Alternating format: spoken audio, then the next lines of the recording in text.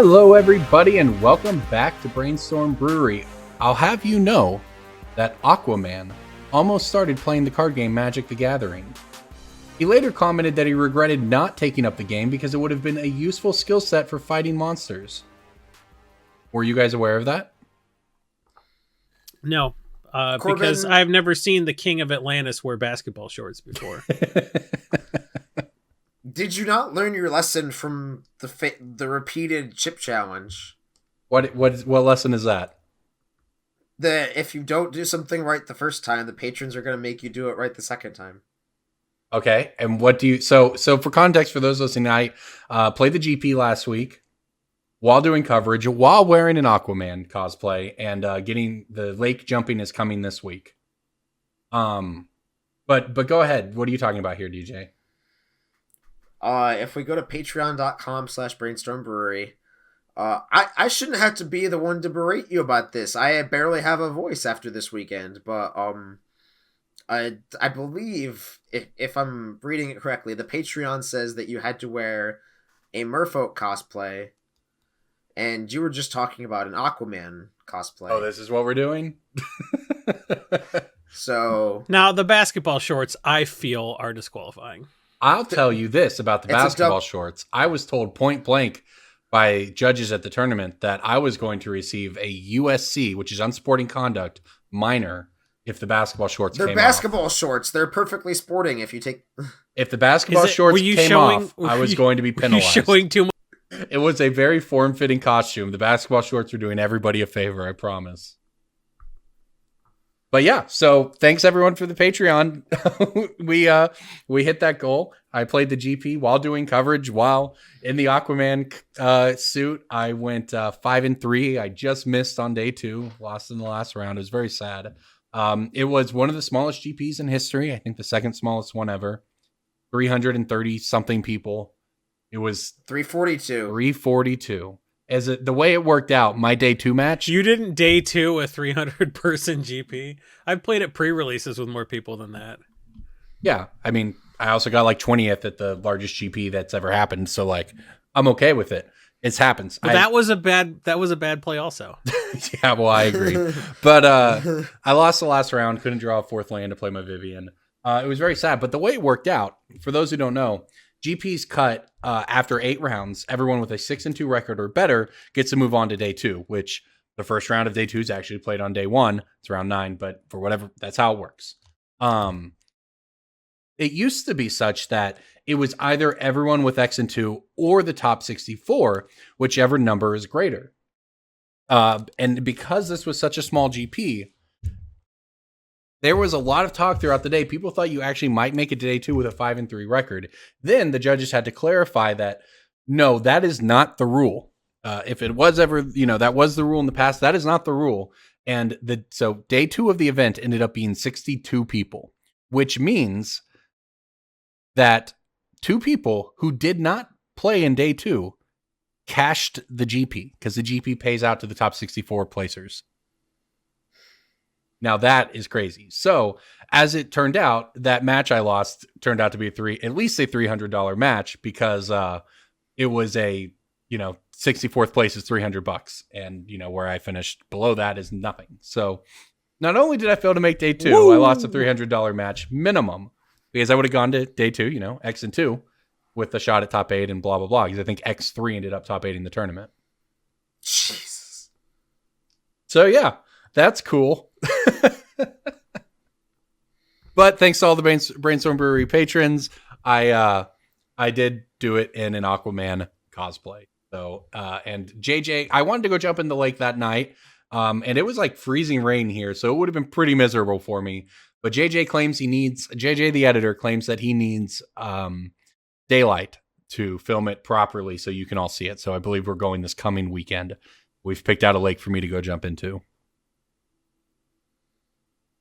What's the next goal? That's all I need to know. This is, I did my thing. We got to come up with something embarrassing. We need something better than DJ watches some movies, I guess. Because we got to come up with something, yeah. Somebody has suggested some sort of parkour challenge on Twitter. Okay, that could Okay, I'm starting to get interested. They didn't really elaborate into that, but Yeah, that's some building blocks for you to work. Well, there you go. DJ and I also went rock climbing while he was here and enjoying his stay in Oklahoma Corbin City. did better than I expected, which to his credit was the bar was low, but he stumbled over it. Hey It's man, not there's as an it's not as hard to athlete. rock climb as you think. There's an athlete hidden in this body. It's interesting, people who tell me who meet me in person and who have just seen either me on the podcast or me recording videos. I've had one person tell me I was skinnier than I looked on camera, which I thought was I didn't know if they take that as a compliment or not. But yeah, so one of the cool things about the event is that in addition to DJ being in town, Frank Karsten, a Hall of Famer and friend of the podcast, was in town. And the guy whose record on Chandelar I'm trying to beat. Right, yeah, who Jason is How's trying that to going along? chase down on Chandelar. The game is very hard. So Frank came to my store, Storm Brew Games, on Friday before the tournament and was digging through 5 rows looking for sideboard cards, Cosmotronic waves for his deck. And he went on to top 8 the GP. So cards for my store top 8 the GP, even if I didn't. So that was cool, right? But so Frank's There's there. also the fact that I was buying cards all weekend at that GP, and it was surprisingly busy on Saturday and Sunday. We managed to stay busy at the booth. I know everyone's like, oh, Magic's dying. There was no people at the GP. There was 300 people in the main event, but there was still a decent number of people in the hall. They sold out of mystery boosters. Literally, like they had no more to sell. Yeah, that was a big thing that weekend. But I had customers who I was like, oh, where are you from? Oh, I'm from Oklahoma City. Oh, have you heard of X store? No. So I asked a lot of people if they've heard of your store or knew who you were, and none of them knew who you were. Well, good. I appreciate you spreading the word. The whole GP was actually really cool for me because it is just an opportunity to see. It was like I knew everyone. I knew so many people in the room. So it was everyone enjoyed the Aquaman cosplay. But thanks for spreading the word, DJ. No problem. But You anyway, can so we're spread at the word too. we're at- Going to... We're at the store on Friday. No, it's fine. Just step on my pitch. I'm just trying to finish my story. That's all. Your story is interminable. The story is every time I think you're done, you're like, just kidding. There's more. So Frank's at the store looking through cards, and he signed a couple cards for people there. I'm going to like grab a dice or something because we're playing standard in the back, and one of my employees says something, says my name or something, and this kid at the counter, probably like, I don't know how old kids are, probably like 16 or 17 or something, turned around and I don't know how old kids are. Yeah, he's like, you're Corbin Hostler? I watch all your videos, blah, blah, blah. He was super excited to meet me, wanted me to sign cards for him in the whole works, right? Which is fine. I mean, I've done, I do that occasionally. And I was like, hey, just so you know, man, we also have Frank Karsten back here. If you want to get him to sign something. He goes, who's that? It was pretty funny.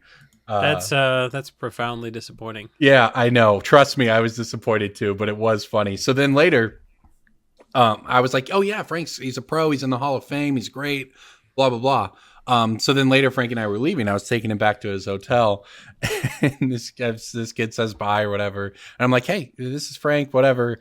And he's like, oh, Frank, you're in the Hall of Fame too? And I just died laughing, man. So that kid thought I was in the Hall of Fame. Okay, you hear that? That's cool. So you Blake Griffined him? Actually, we left and I had forgot something, so we had to come back in, and I went in to grab it, and the guy had clearly been informed of his mistake in the meantime and was like, hey, will you get Frank to sign something for me? So I had to take a card out to the car for Frank to sign.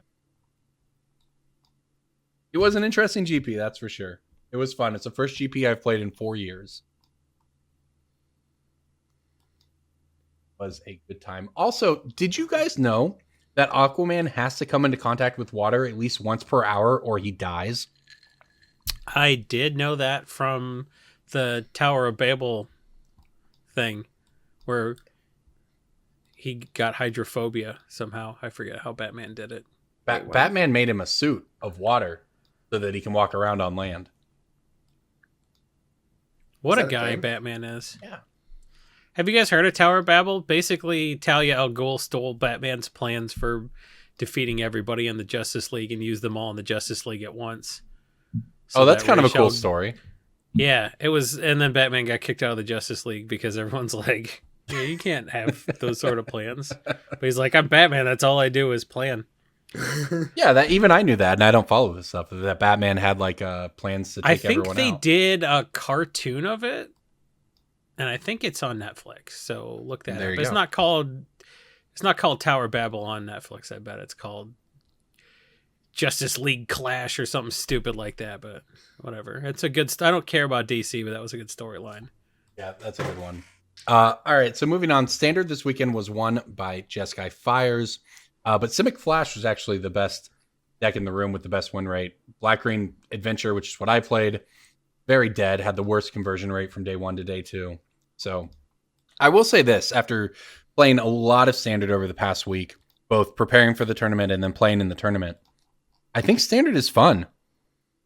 You know, it took a bunch of bannings and time, but I think we got there. I think it's an enjoyable format. But at what cost? Oh, I mean, no one's playing it, obviously, right? And it's going to take Theros coming out for people to even start caring again. And I don't think it's great that even though Jeskai Fires gets preyed on by the Simic Flash decks by and large, but it won the tournament. It was the second GP in a row it's won. There's one more standard GP of this format in Portland this coming weekend. But I mean, I do think Fires of Invention was not a very good card for them to design. They've already had to ban one free spell, and Fires of Invention is another free spell. Like, it just makes all your spells free, right? Triples Spells your mana free. on turn 5. Hey, free spells are bad, but what if every spell was free? It's like, doping is bad, but if everybody in cycle racing is doping, then it's fine. That's the same thing, right? Well, that's the thing, is people are always like, it doubles your mana, but it actually triples your mana because you play your 2 free things on turn 5, and then you use Kinrith's abilities or Cavalier Flames abilities, and like, you triples your mana on turn 5. So like I said, it does get preyed on by the Simic Flash decks, even though Jeskai Fires won the Grand Prix, it defeated John Sacrifice in the finals. But even with that, I think Standard it's not overpoweringly. It's kind of frustrating Jeskai Fires, and just because of the card because of the card Fires I mentioned. But if anyone's out there is interested, and even in the slightest, I think Standard's in a good place. It was enjoyable. So financially, you can find it at your local arena. Yeah. Yeah. Financially, we'll see what that means. I looked, we did have seen some of the Standard cards go up over the past week. Just kind of your staple Murderous Rider, that type of thing, right? Just sort of some of the generic staples of Standard. So I don't know, people seem to be playing it at least a little bit, right? Yeah. I mean, whatever. I hope Commander Theros still doesn't. pays my rent. You know what's going to happen? Theros is going to be underpowered just because, like, it has to be, and everyone's going to be like, this is boring, these cards suck, and then it's going to be Kamigawa right after Mirrodin all over again. Well, we had Ixalan right after, or was it Amonkhet right after Kaladesh. Yeah. Yeah. So unfortunately, it's just a cycle. It's just. But I don't know that remember, though, they said that they think they want the power level of sets in Standard to be commensurate with Throne of Eldraine, not counting the cards that were banned, right? But, in theory, that means Fires of Invention or like the Sacrifice decks, that sort of thing, right?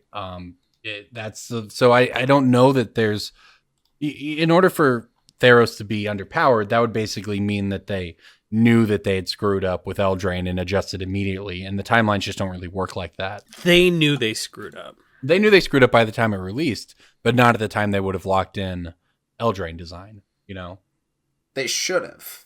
Well, that's a different argument entirely. Yes.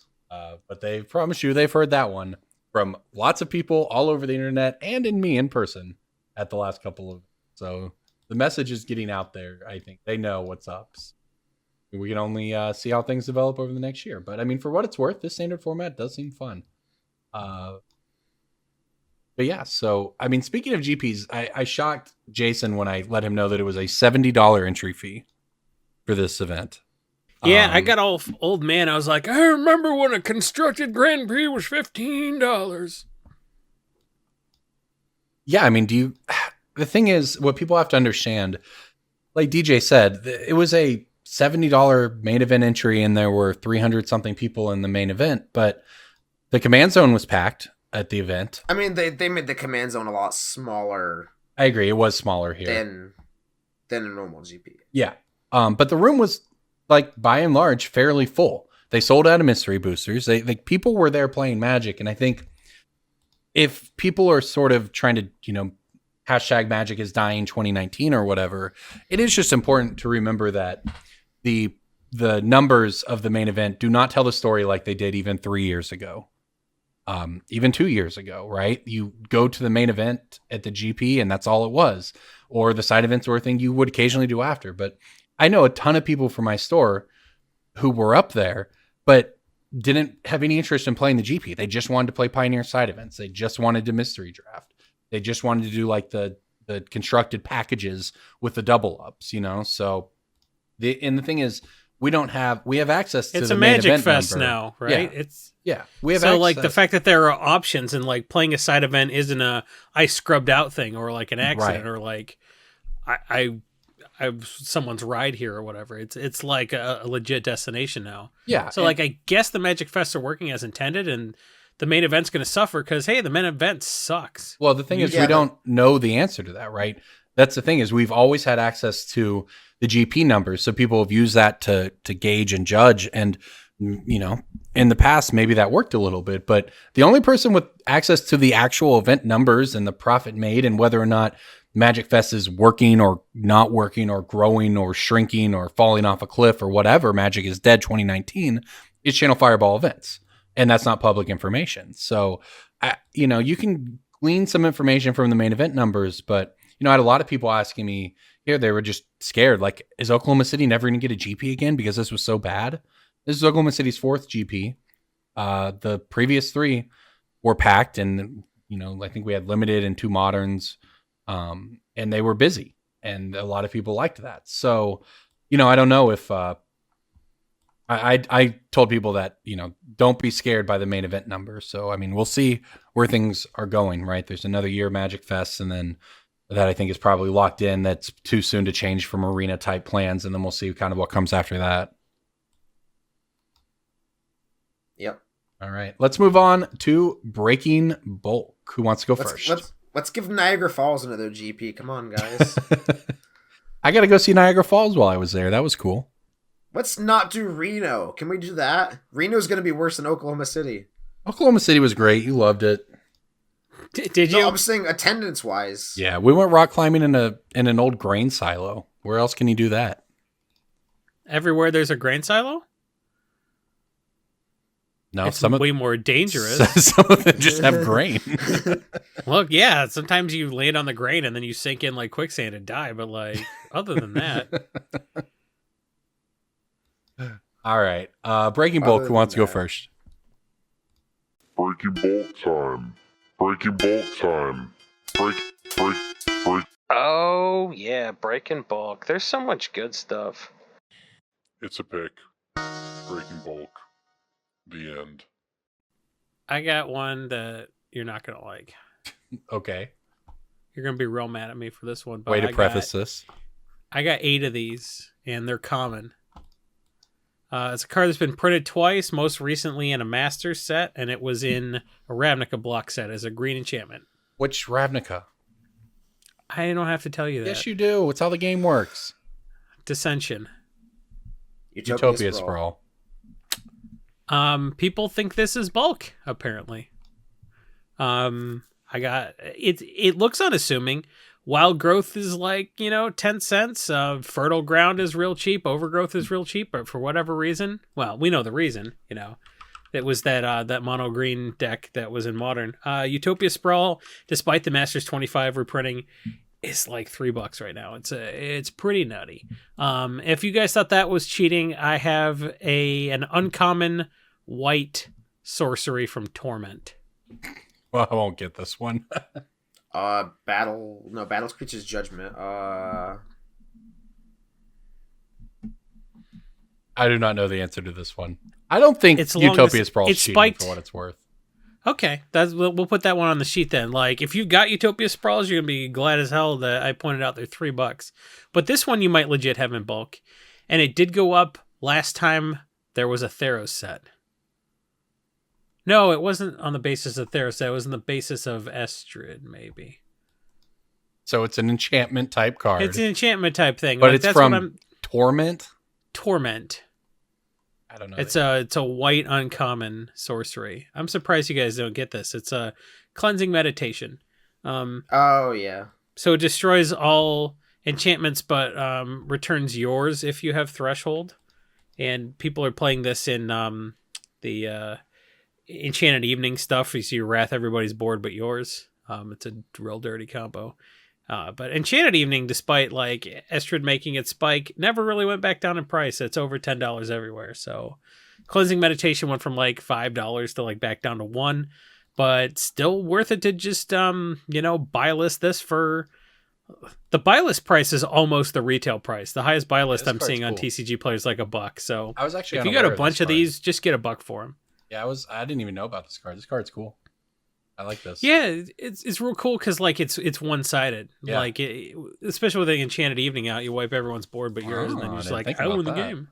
Yeah. So that was an Estrid thing.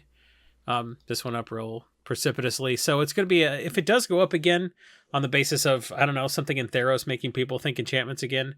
Like the cards previewed. Yeah, well, like that could be a thing. So, like, if this does go up again, they're not gonna. These all got ferreted out of bulk boxes when it went up the first time. Because if you're like, oh, there's an uncommon that's just sitting in there for a nickel that's $5. Someone like me is gonna go into your LGS and find it.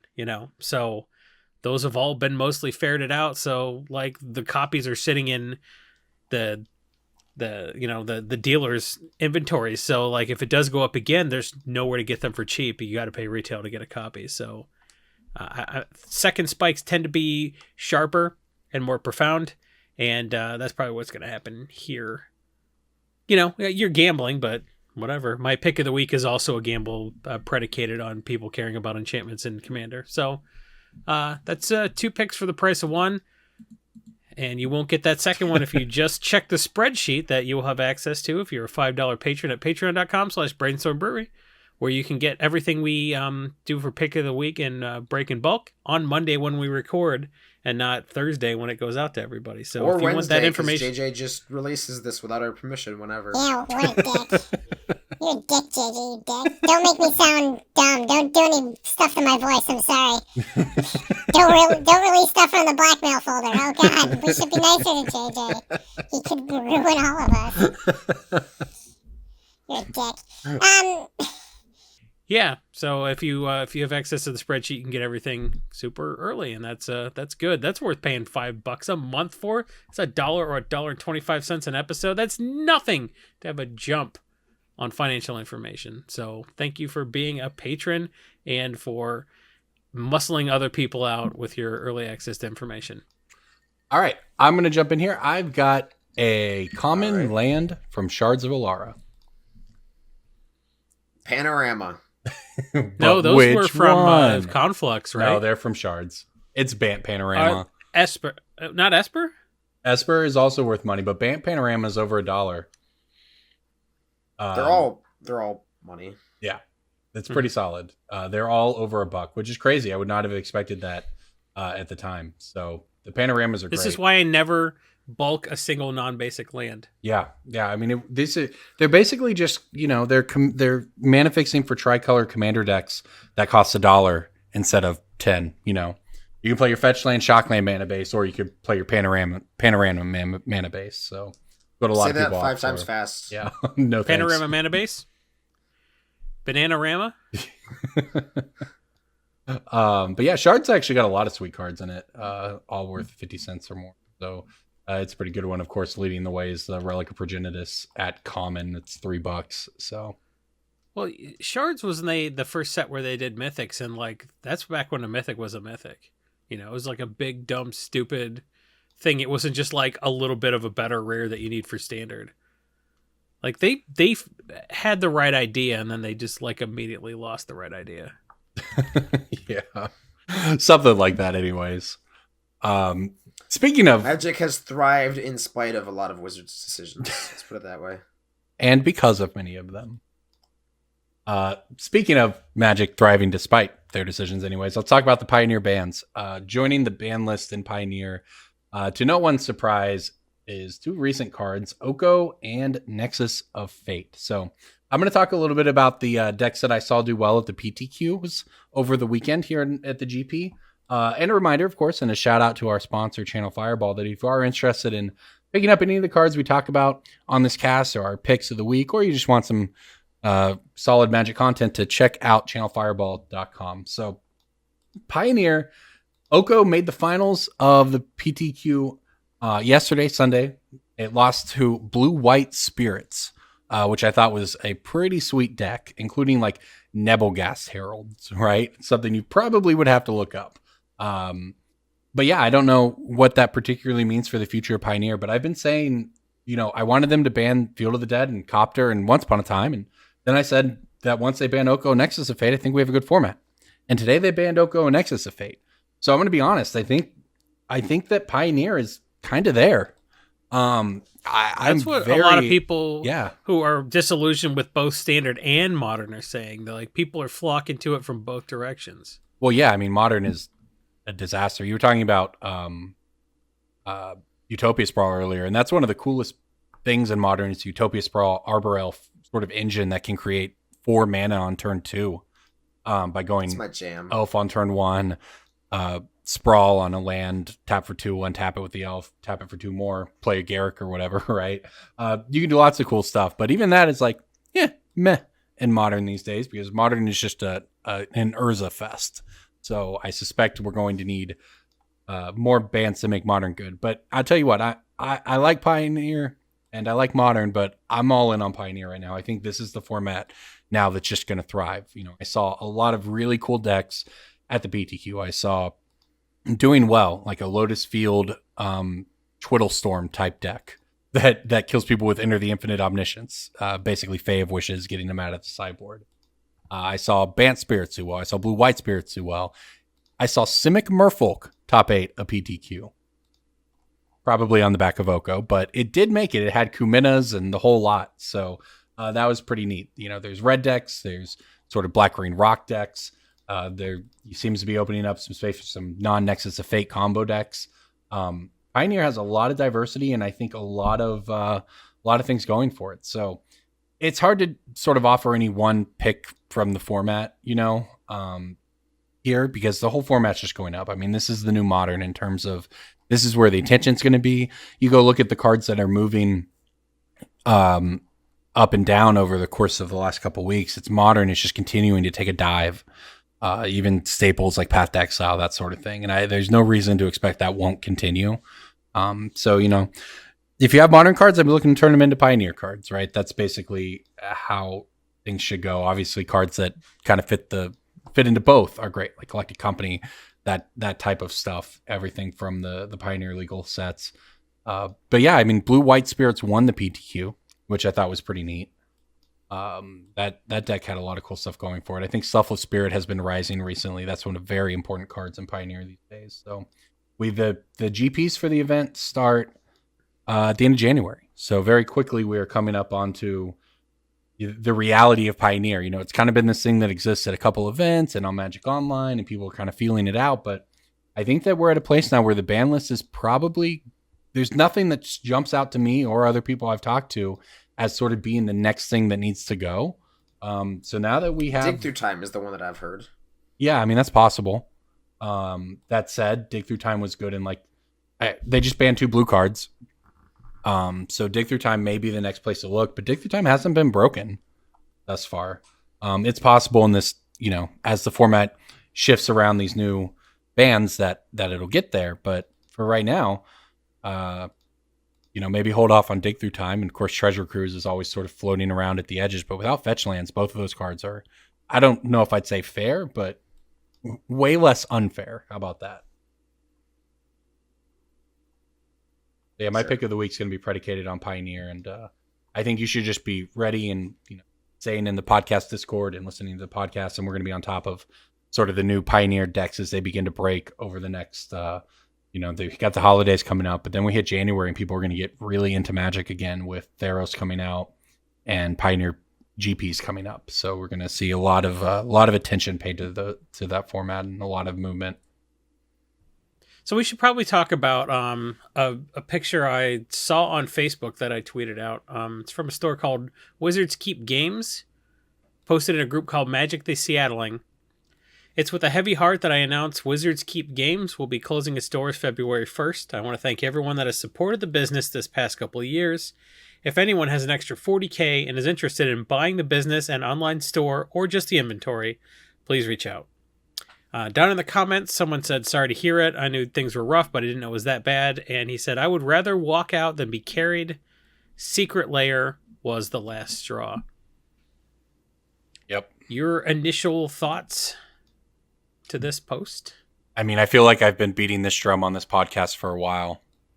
You know, people, I don't know, like somebody shared that in a group chat I'm in of just local players, and they were like, oh man, is this true? And I'm like, what do you think I've been telling you? Like, why do you think I get annoyed when you go buy a card on TCG Player that I would sell you for cheaper? Like, Wizards, the string of releases is destroying, like the entire model is destroying LGSs. And I've been very frank with people I've talked to in Wizards about this. You know, it's very bad for the LGS, and I don't know if they're going to care. They're doing more Secret Lairs next year. We'll probably see more singles being sold to people for cheaper than they cost. It's not just this one product, because I saw people on Twitter. James Chilcott was one of them from the other podcast. He said that nobody expected this product, so like this product isn't what caused that store to go under. And while that's true, it's not about this one product as much as it is a signal that Wizards is ready to sell directly to consumers. It's death by 1,000 cuts. I mean, yep. It's Amazon, it's Secret Lairs, it's Mythic Editions, you know, and I don't like, I feel like I'm using my platform as best I can, and I've been very vocal about Mythic Editions on Twitter every time they've come out. Like, I don't know. I feel like I'm doing all I can to help the message be heard by Wizards that they are going to put LGSs out of business. And it's really easy every time an LGS closes to say, oh, they were going out of business anyways. Or, oh, if they close, it's their fault. Mox Boarding House is doing great. Well, like, yeah, of course Mox is doing great, right? That's literally the best store in the world or whatever, you know? But LGS is open and close all the time. And a lot of them go out of business due to bad business decisions. But, you know, like... Why help them along? You have to have people in the store. Why not give them the FTVs that would have helped them out? And yeah, like some stores were like price gouging on FTVs or whatever, but you had no obligation to buy from them. There was a secondary market, but the store, it was up to them at what price they sold them. That's one some of the stores around me sold them at like whatever the MSRP was, and some marked them up, and it was up to the individual store. But taking the control out of their hands completely and just cutting them out of that process is just it's another thing that is undercutting the LGS. And it's fine if you're like, oh, we want to be a digital game. But what about all these Commander products they're talking about releasing next year? If the store doesn't get a piece of any of that, where are people going to play? And then, oh, you know, Commander's the most popular paper format, but if people don't have places to play, their groups are going to fall apart. So this is, I don't know. It seems like poor decision making to me personally. Well, poor long-term decision making. I'm sure it makes the margins look great on a this year basis or last year basis, you know? Yep. They sell a Mythic Edition and make millions of dollars in a matter of minutes. That's great. I'm sure whichever Hasbro executive killed it at the Angry Birds Risk game and got moved over to Magic as a promotion thinks it's great that we're moving to a digital model and not having to sell at Toys R Us anymore. Yeah, I mean, you know, like I said, I am sympathetic to the argument of, of people who say, well, I live in a rural area. I live out in the country. I live in a country that doesn't have LGSs, whatever, right?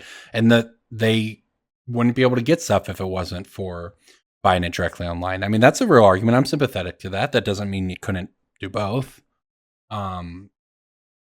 It also doesn't mean that you have to.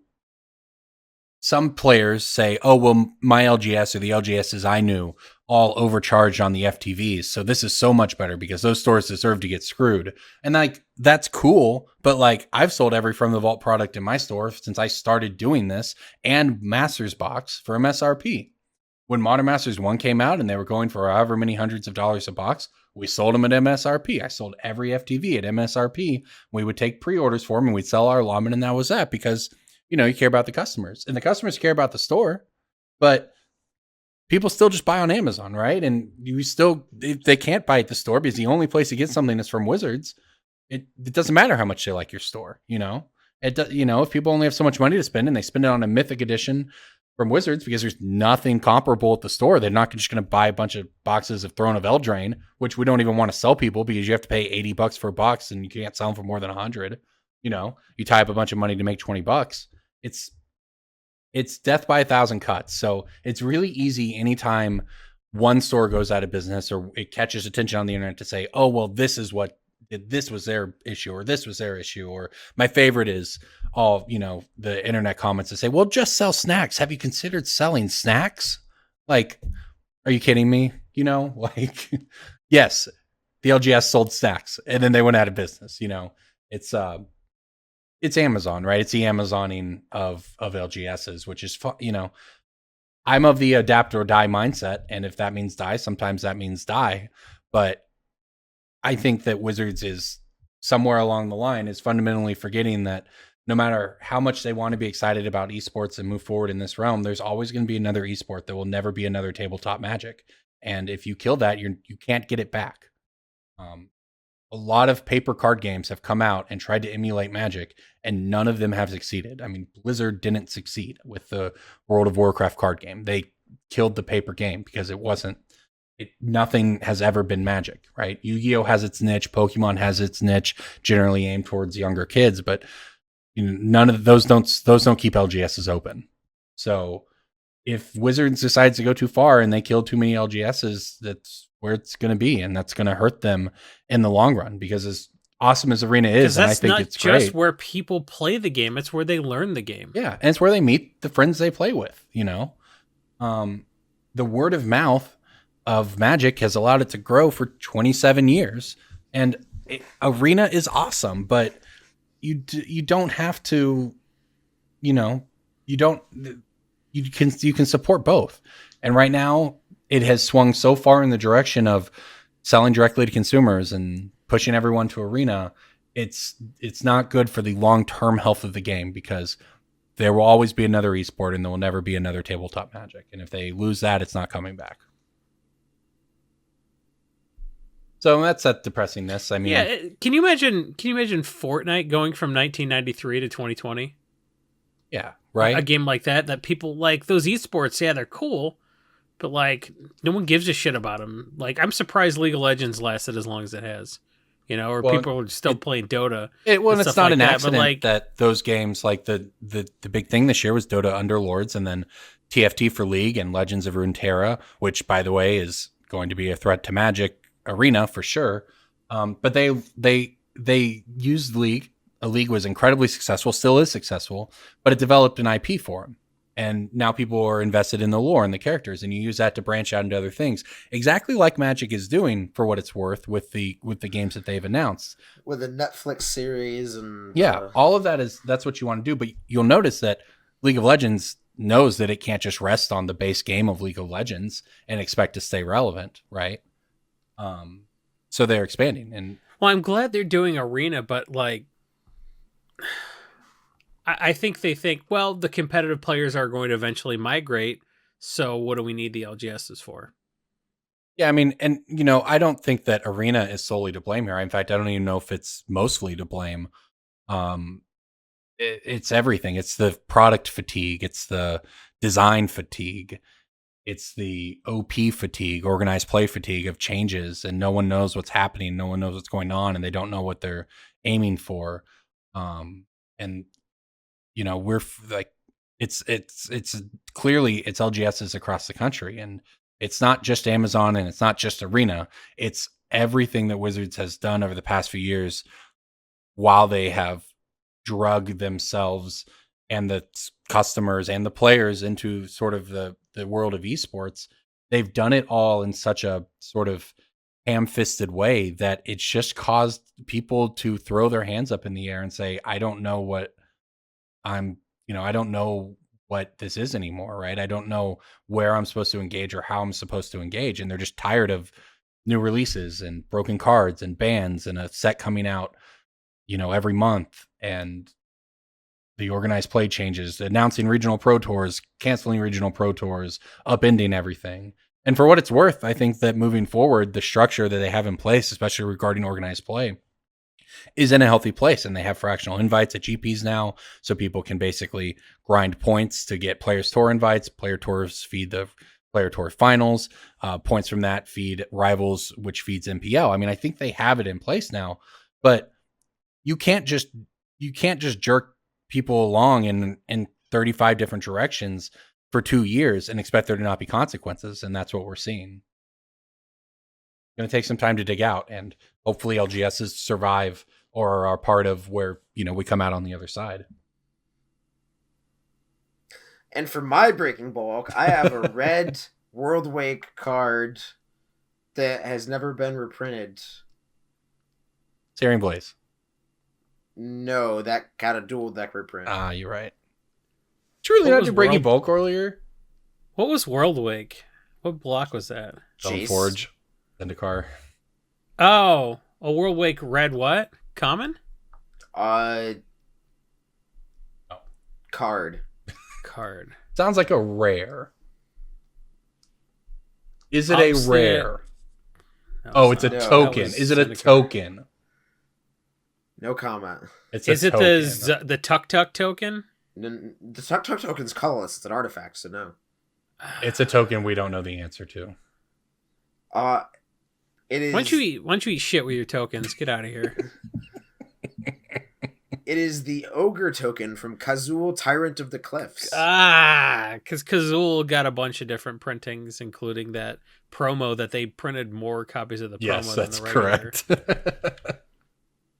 You really let us talk about Pioneer and LGSs and everything else and didn't bother to tell us you had... Kazul didn't get a promo. Lord of Shadow Skull Pass. That's the other red Minotaur from World Wake. That makes tokens. Jesus. You just never told us you hadn't done a breaking bulk. You let us do so much else. Lord of Shadow Skull Pass doesn't make tokens. It blows up stuff. Sure. You got to pay 3 when they attack? They got to pay 3 colors when they attack or something? That's what Kazul does. Lord of Shadow Skull Pass is the 11. Oh. Yeah, I was thinking Kazul. Okay, I just said Lord of Shadow Skull Pass, but I was thinking Kazul. Whatever. You know what? I don't know my bulk rares. Screw it. I played back then. I paid my dues. I drafted those stupid sets. I watched a guy say that he knew how to draft and we were good, and then he like passed packs around the table without taking picks out of it, and we had to reset the draft completely. I was there. That was my Vietnam. So, you know what? Don't tell me that I don't understand. I don't know. I got nothing. Lord of Shadow Skull Pass was the launch promo for Rise of the Eldrazi because there's level up creature. This ogre token from World Wake is $1. You don't see them very often, but pick them. Oh, Kazul is the one where a creature they attack. Yeah, it's if you're the defending player, it's the red ghostly prison. Yeah, that card is cool. All right, well, sure. The delayed breaking bulk there from DJ. Let's move on into pick of the week then, while we're looking at cards. Pick of the week, pick of the week, pick of the week. Time for the pick of the week. Why? That was artless. That was an artless transition. It was jarring. I feel bad for everyone listening. Jarring was DJ letting us talk about like 35 other things without mentioning he hadn't done breaking No, that bulk. was hilarious. DJ, what's your pick of the week? My pick of the week is Quest for Ula's Temple, also from World Wake. It is a very... I'm not going to say high probability pick that has a guaranteed chance to go up, but I am picking this just based on the off chance that the rabid fan base that is Magic fans will lose their mind over Ikora's upcoming release because there are monsters involved, and I think that they might think that means sea monsters. It might not, but this is a $2 card that is exceptionally hard to reprint otherwise. Yeah, and for those who don't know, it's a 1 mana blue enchantment. At the beginning of your upkeep, you can look at the top card of your library. If it's a creature, You can reveal it and put a quest counter on Quest for Lewis Tempo. At the beginning of each end step, if there are 3 or more quest counters on it, you may put a Kraken, Leviathan, Octopus, or Serpent creature card onto the battlefield. Yeah, you can read those 8 paragraphs because I don't have a voice right now. So I got you. Don't worry. It's a lot of words. Fairly simple to understand, actually, but a lot of words. And the other thing that's fairly simple to understand is that people lose their goddamn minds at preview season. Like, people got little gift invitations that had fairies on them for Eldraine, and then Bitter Blossom went to $9,000. Like, the community is not rational when it comes to this. So if somebody gets like a bat signal for a squid over New York City, like, we're gonna see Rexil the Risen Deep go to $95. So that's, and you know what? That was a ballsy choice. You know, like retconning the movie. I appreciate that. I don't know what you're referring to right now. How are you talking about a squid over New York City and not talking about Watchmen? What is your deal? I got nothing to hear either, Jason. So in the comic book Watchmen, Adrian Vate's like final plan was to have a giant squid be in New York City, and everyone would be like, well, that's fucked up. Like, another dimension's attacking us. We got all band together, and then like nuclear war would be averted. But in the movie, it was just like, what if we just like killed everyone in New York with like a bomb or whatever? And Zack Snyder's a coward. Sure. I got to talk about comics a lot tonight. Why would you talk about a squid in New York City if you're not talking about Watchmen? That's so confusing. How did you accidentally reference something you haven't seen? I agree with that. You're absolutely fucking with me. There's no way you just accidentally... I've never seen it. Oh, all right. Did you know that... It's on HBO right now. I think the last episode was yesterday. Did you know that Aquaman has murderous sharks on his side, and yet he had a son that was suffocated out of the water at some point, and his wife left him over it? Yeah, I know all about Aquaman. I don't. Yeah, see? I'm just educating everybody on Aquaman facts. I did a text unsubscribe to Corbin. What's your phone number? You've subscribed to Aquaman facts. Aquaman's arch nemesis, Black Manta, is actually a white guy. Black Manta killed Aquaman's son, Arthur Curry Jr. Very sad. We did Corbin, where's Ben right now? Not in the water, which is bad for Arthur Curry Jr., but good for Ben. Yeah. I like my son to spend as much time out of the water as possible. Because he breathes way better. It's like that one PSA, like, do you know where your kids are right now or whatever? I'm just here for the Aquaman facts. They're not under... I'm just here for the Aquaman It's 12:30 a.m. Are your kids underwater? Did you know that Aquaman's first live-action appearance came on a highly rated 2005 episode of Smallville? I'm pretty sure that wasn't Aquaman's first appearance. Now you do. Live-action appearance. I'm pretty sure Aquaman's first live-action appearance was on a 2003 episode of the show Entourage. What? No one knows what you're talking about. Someone knows what I'm talking about. No one knows what you're talking about. The guy from Entourage was in an Aquaman movie. He was attached to do the Aquaman movie. I'm like, Aquaman movie? That's funny. They'll never make one of those. And then... I was wrong. Sure. That's the second time tonight I've referenced... No, it's the third time tonight I've referenced an HBO show you didn't get. Because I referenced Oz, you didn't get that. I referenced Watchmen, you didn't get that. I haven't watched You guys that. just... You haven't watched anything on HBO. I watched Game of Thrones and Last Week Tonight and Chernobyl, and that might be it. That's so much to not have seen good stuff. Have you seen The Wire or 6 Feet Under? Come on, man. I don't know if I have HBO. I do have HBO, and I have not watched The Wire. If you are paying for HBO and have never watched it, you're the biggest idiot ever. Well, no, my cable thing is like a package thing with my rent, so... We watch HBO, just not. I just don't like go back and watch like 60 hours of a series, you know? Like I just don't have time for that. You do have time for that. You just spend it differently. That is correct. Probably, yes. I don't have time for that. I'm too busy watching basketball. Well, that's a good You're point. the worst nerd ever. If you haven't seen The Wire, but you have seen the Pelicans play the Trailblazers, you're an idiot. I do plan my nights around football as much as I can, watching football. So I guess it's probably a good point. I do make time for games. Anyways, my pick of the week is You're wasting your time wrong. is Galta Primal Hunger. You say wasting my time wrong, Jason, but it won me that academic team competition in high school.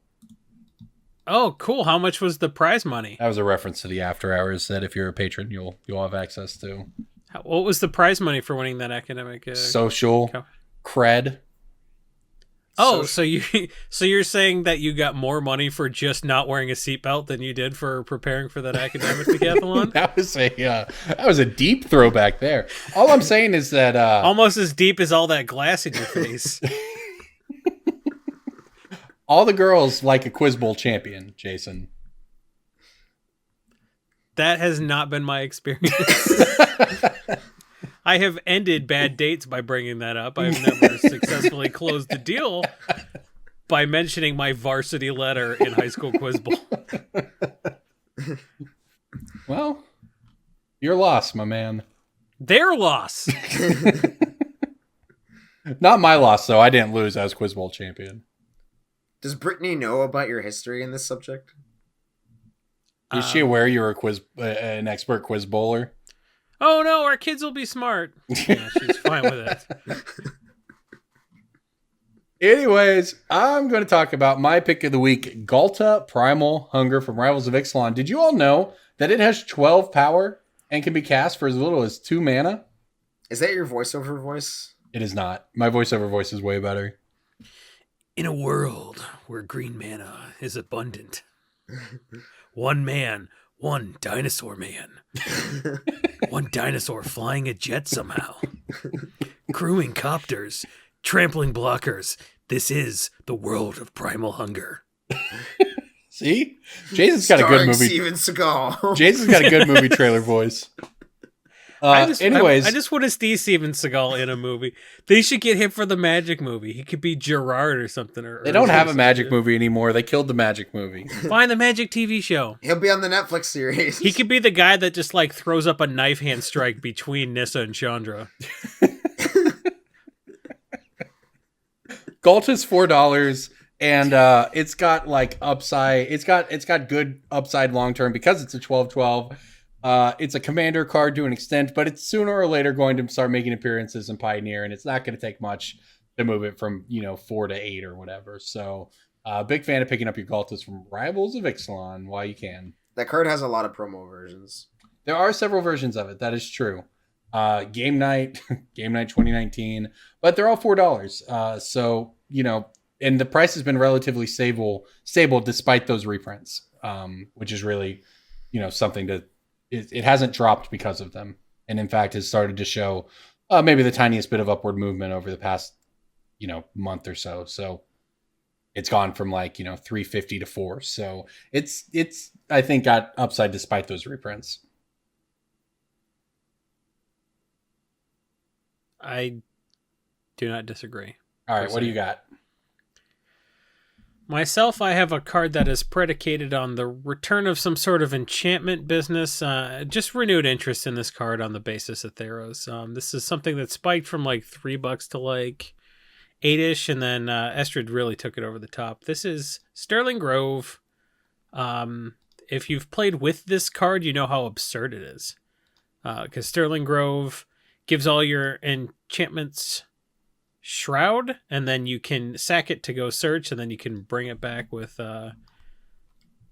anything that brings back enchantments into play. It's very good, and it's also like half as much on TCG Player, and it's half as much on TCG Player as it is on Card Kingdom, and on Channel Fireball, it's actually pretty close to the TCG Player price. So. If you're getting that 5% on Channel Fireball right now, I don't hate it at $9.99.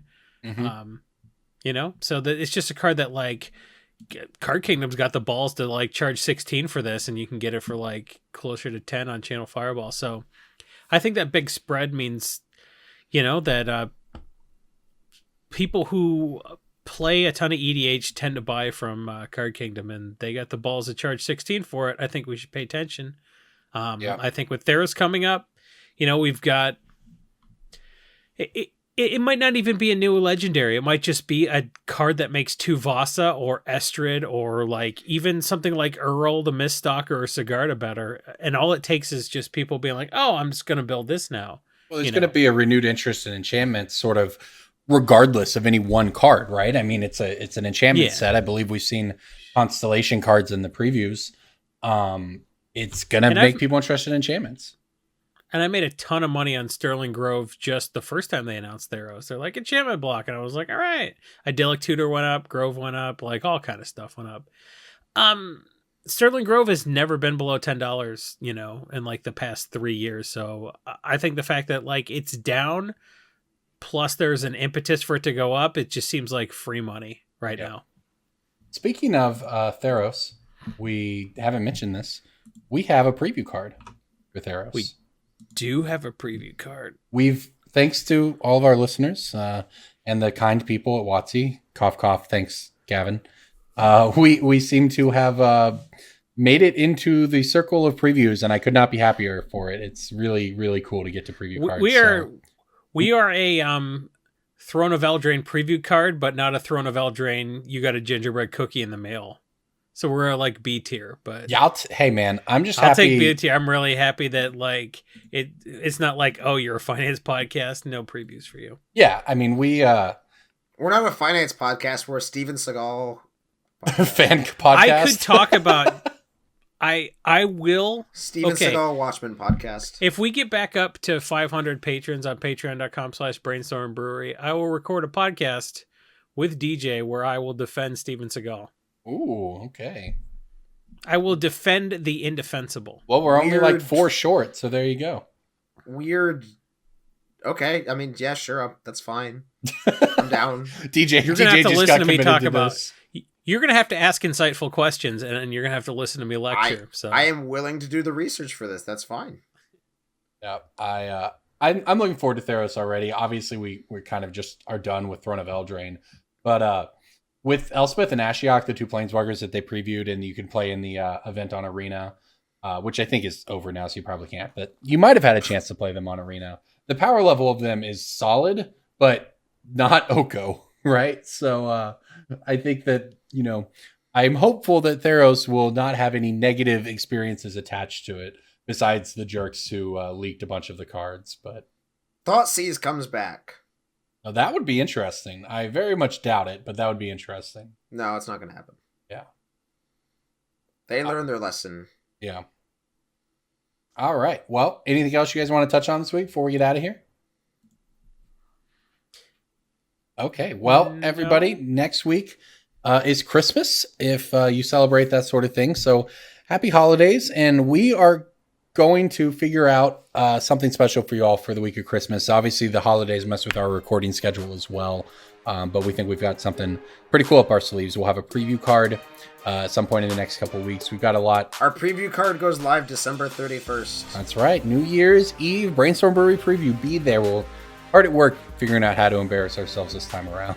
So, everybody, thank you for listening. Remember to check out our sponsor, Channel Fireball, for all the cards we've talked about today. This is Brainstorm Brewery. Happy holidays. We'll see you next week.